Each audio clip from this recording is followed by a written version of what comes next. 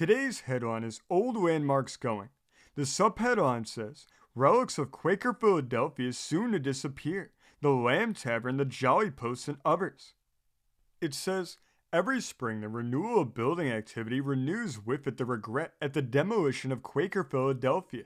The latest announcement of this encroachment upon our old landmarks is that the old Lamb Tavern is to be demolished to give place to the demands of a growing city for modern residences. The Lamb Tavern is about 80 years old. It is known that it was built in the early part of this century, sometime previous to the opening of the War of 1812. It was erected between two roads, one known as the Falls Road and the other as Islington Lane.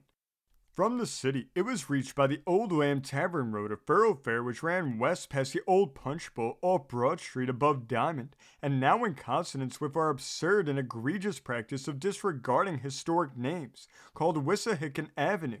In its day, the Old Lamb Tavern was a famous hostelry, being the rendezvous for many fashionable coaching and sleighing parties from the city proper.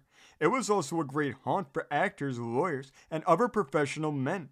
The late Edwin Forrest and several of his boon companions being particularly fond of its good cheer. At one time, John Clope was its jovial landlord, and his son, so it is said, who had often seen Forrest perform, could imitate the great actor to the life. The truck patch attached to the tavern was managed by the landlord's wife, who bought the produce to market. But as years passed, the farm was given up for a brickyard operated by Thomas H. Flood.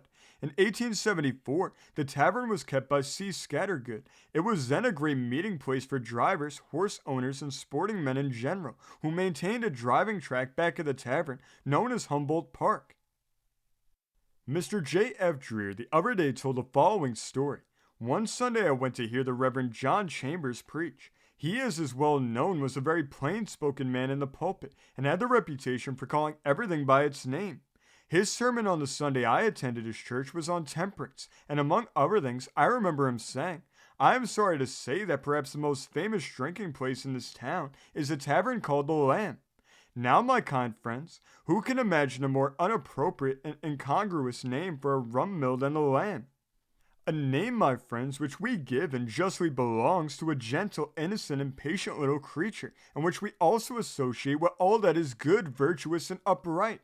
Truly, then, this noted tavern is a wolf in lamb's clothing that attracts the unwary to destruction, and against which, therefore, all good people should protest by tearing the mantle of a lamb from its shoulders, and as a warning, and for decency's sake, see to it that the place is renamed the Tiger. For years past, the Old Lamb Tavern has been in appearance only in memory of the good old days. In 1800, such a thing as the modern hotel was of course unknown. But such taverns as the Lamb had many merits. They advertised in the newspapers of the day to accommodate man and beast, and well, they did it. Instead of the haughty clerk of our times, the jolly landlord himself welcomed the weary traveler. If the tablecloth of the Old Lamb Tavern was coarse, it was spotlessly clean and white, and the plain deal table always groaned under the weight of the viands which, if they presented no great variety, were well cooked and wholesome. Our grandfathers were great eaters and stout drinkers, and there was no need with them of a French menu to whet their appetites. Roast beef, a leg of mutton, ham and cabbage, a fat fowl were the solid dishes laid before them, and the drink, they had ale, port or Madeira, and a glass of Jamaica rum and hot water to top off with, which left them in a good condition to sleep soundly on the clean beds prepared for them in the small rooms, whose bare floors, whitewashed walls, and plain curtains invited health, if not dreams of palatial splendors. The old Jolly Post Tavern on Main Street above Orthodox, one of the oldest landmarks of Frankfurt, is another of our historic old inns that will soon be a thing of the past. For some time the place has been going to ruin, and it will no doubt shortly be pulled down to make room for a more modern building. It has not been used as a hotel since before the high license law took effect, but up to about 10 years ago, and for considerably over 100 years back, it was a very popular and noted tavern.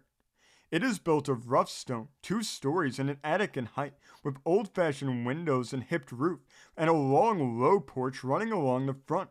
Its large wagon sheds and its stabling for 40 horses afforded ample accommodations for the horses and teams of the farmers who stopped there on their way to market.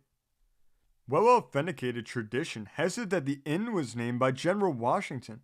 One day during the Revolutionary War, Washington, with several of his staff officers, had been reconnoitering in the neighborhood of Frankfort, and as night came on, attempted to cross Frankfort Creek to return to Philadelphia, but heavy rains had swollen the stream.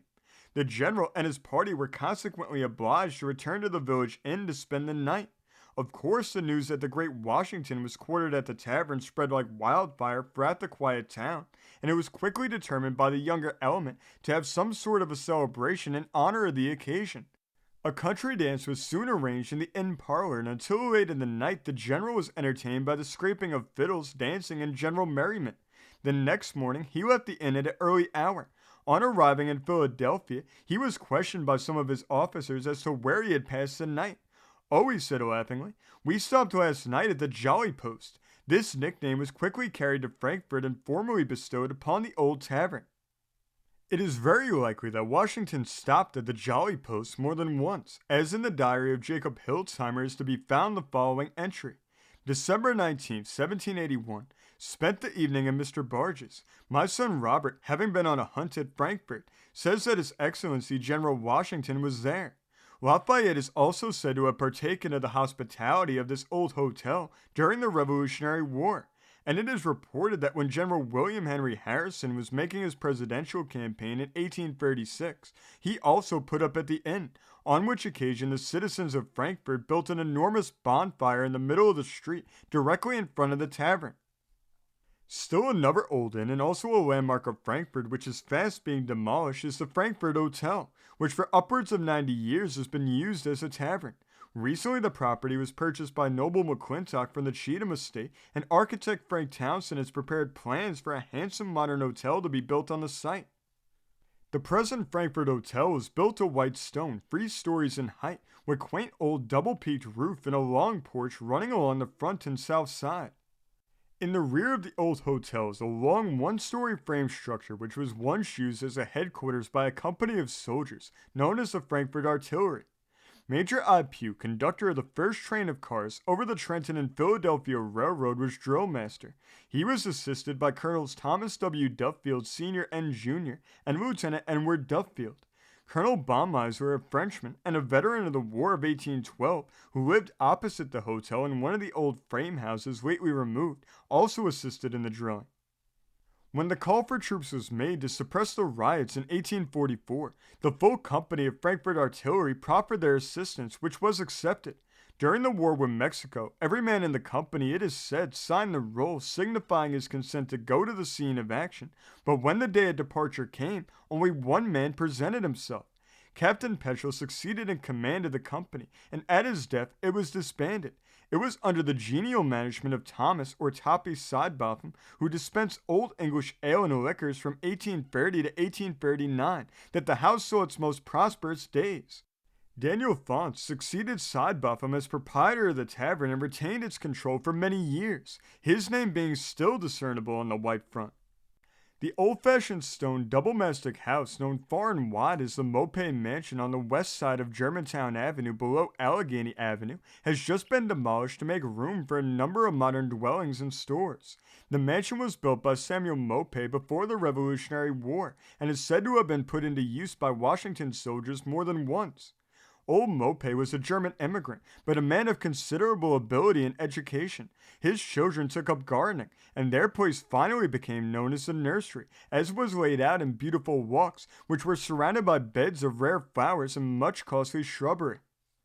Near Gorgas Lane in the Winnehaken Creek in Mount Airy is situated the old Unruh House, which was used as a hospital for wounded soldiers after the Battle of Germantown. During the past winter, the old house has almost entirely fallen into decay and cannot last much longer.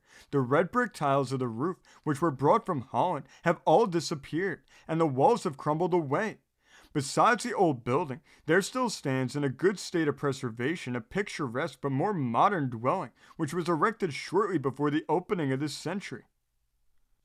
This story comes from the great state of Pennsylvania, being reported in the Philadelphia Times of May 15, 1892. Thank you for joining us today. If you want to continue to uncover all of America's lost and forgotten history, then remember before you leave to hit the subscribe button, hit the notification bell, and remember to like and comment below. And we'll see you next time on Americana Archives.